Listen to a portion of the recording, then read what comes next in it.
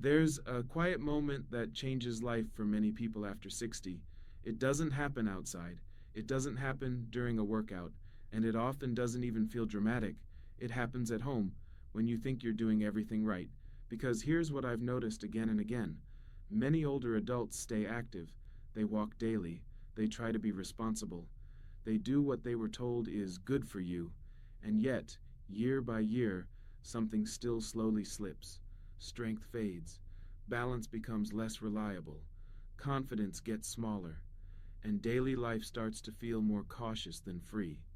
Not because people stop caring, but because walking alone doesn't train the systems that protect your independence the most. The biggest threats to independence don't show up suddenly. They build quietly in weaker muscles, slower reactions, nighttime unsteadiness, and a nervous system that responds just a little later than it used to. That's why so many serious slips happen at home, often early in the morning, at night, or in moments when the body isn't fully ready. So in this video, I'll share 5 simple targeted exercises that walking cannot replace. These are designed for older bodies. They're practical, safe, and focused on real-life movement. If you stay with me, you may start thinking about staying active in a completely different way. And before we begin, if you like calm, useful tips like this, consider subscribing so you don't miss future videos made specifically for you. Now let's begin with the first exercise. Exercise number 1, the wall push-up hold. Quiet strength that protects your independence. Most people don't worry much about arm strength as they get older. They think about their knees, their back, their heart. But upper body strength matters far more than most people realize. Because one day the difference between staying steady and losing control is not how fast you can walk. It's whether your arms can support you for one brief moment.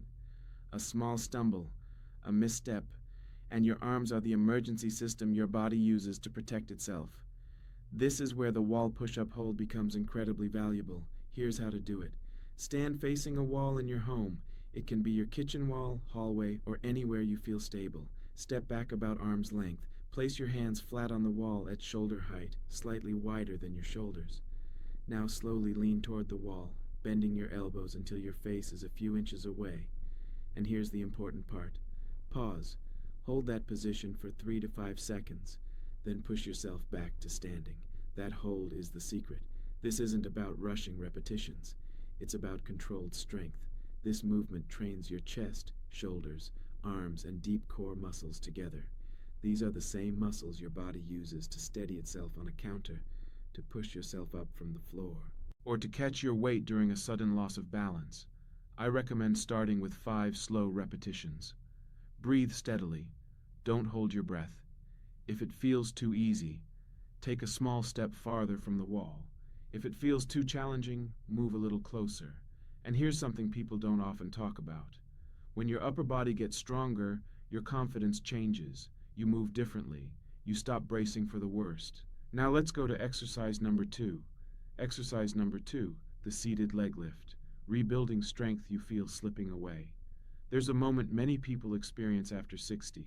You sit in a chair, ready to stand, and your legs hesitate for a second. Not pain, not dizziness, just a brief delay. And that moment can feel unsettling because it plants a thought you don't want to think. What if one day I can't stand up as easily? Strong legs protect daily life. Standing from a chair, walking up steps, stepping onto a curb, getting in and out of a car. And that's why this simple seated movement matters. Here's how to do it. Sit on a firm chair, something sturdy like a dining chair. Sit upright. Relax your shoulders. Keep both feet flat on the floor. Place your hands lightly at your sides for balance, not to push. Now slowly extend one leg forward. Straighten it comfortably. Lift until your lower leg is close to parallel with the floor. Hold for 2 seconds. Then lower slowly and stop just before your foot touches the ground. Repeat. Then switch to the other leg. This targets the front of the thigh and the hip flexors. Walking uses these muscles, yes, but not with the same control, isolation, and rebuilding focus. Start with 8 to 10 repetitions per leg. Move slowly. If it feels easy, that's not a bad thing. It means you're ready to build. Later, only when control feels steady, you can add light ankle weights or a resistance band. But there is no rush. Strong legs don't only help you move, They help you trust your body again. Now let's go to exercise number 3. Exercise number 3, the heel raise with a balance hold, the link between your feet and your freedom. Balance issues often begin in a surprisingly quiet place, the ankles and lower legs. You might notice it when stepping off a curb, or turning quickly, or walking on an uneven sidewalk. For a moment, the foot doesn't land exactly the way you expected, and your body has to correct itself fast. That correction comes from your calves and ankles.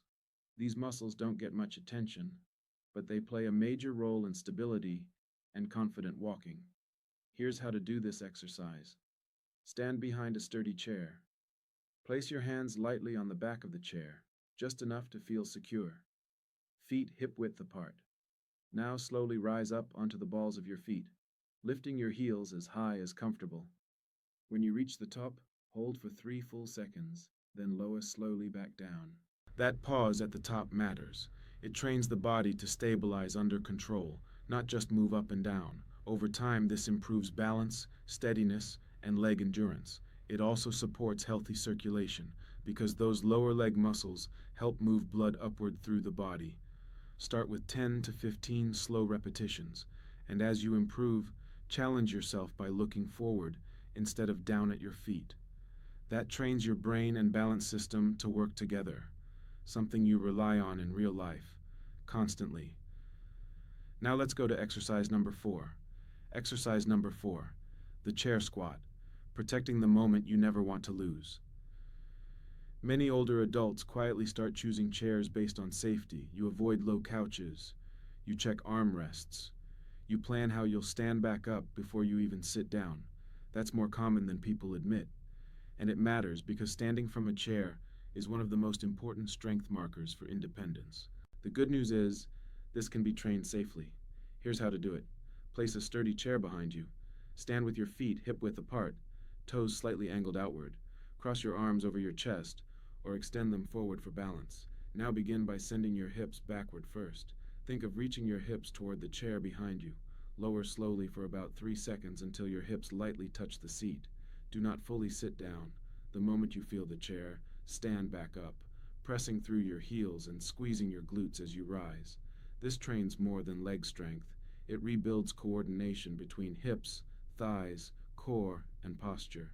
These are the same muscles that help you rise from the toilet, stand from bed, or get out of a car. Start with 5 to 8 repetitions. Slow and controlled is better than deep and fast. And if your knees feel sensitive, keep the range smaller and focus on the hip movement. Many people find that as the hips and glutes become stronger, the knees feel more supported during daily movement. Now let's bring everything together with the 5th exercise. Exercise number 5, the bird dog hold, training your body and brain to work together again. Some people describe a feeling after 60 that's hard to explain. You feel mentally sharp, but your body sometimes feels a step behind. That's not weakness alone. It's often coordination. The brain and body need constant practice working together, and one of the best ways to train that is through controlled cross-body movement. Here's how to do the bird dog hold. Get down on a comfortable mat or carpet. Come to hands and knees. Hands under shoulders, knees under hips. Find a neutral spine. Steady, not arched, not rounded. Now slowly extend your right arm forward, while extending your left leg backward. Don't reach for height. Reach for length. Hold for 5 seconds. Then return slowly and switch sides. This movement trains balance, stability, and coordination at the same time. It activates deep core muscles that support posture, and it trains your nervous system to stay calm and organized during movement. Start with 4 to 6 repetitions per side. Breathe slowly through your nose as you hold. And if you feel shaky, that's not failure. That's information. It means your body is learning again. Over time, you can hold for 8 to 10 seconds. You can also add a very small controlled pulse, but only if you stay steady. Now here's the bigger message I want you to carry with you. Aging doesn't change everything overnight. It changes things quietly. A weaker push from the arms, a slower rise from a chair, a brief imbalance, a hesitation while turning or reaching. Each change feels small, but together they shape your independence. These 5 exercises are not about working out. They are a protection strategy. They train your body to stay steady, strong, and confident in the exact moments that matter most. At home, in daily life, in real movement, and walking is wonderful, but walking alone doesn't build the full system. Strength, balance, coordination, stability, confidence. Those are the real foundations of aging well. If you practice these movements regularly, even in small amounts, you send a powerful message to your body. Adapt, strengthen, stay ready. And that message can still be heard at 70, at 80, and beyond. Now, I'd like to ask you something. Which of these 5 exercises felt the most important to you? And which one do you want to start with this week? Share your answer in the comments. I read them and it helps shape the next videos. If this video was helpful, consider subscribing for more calm, practical guidance. Thank you for spending this time with me today, and keep choosing the kind of movement that protects your life at home, not just your activity outside it.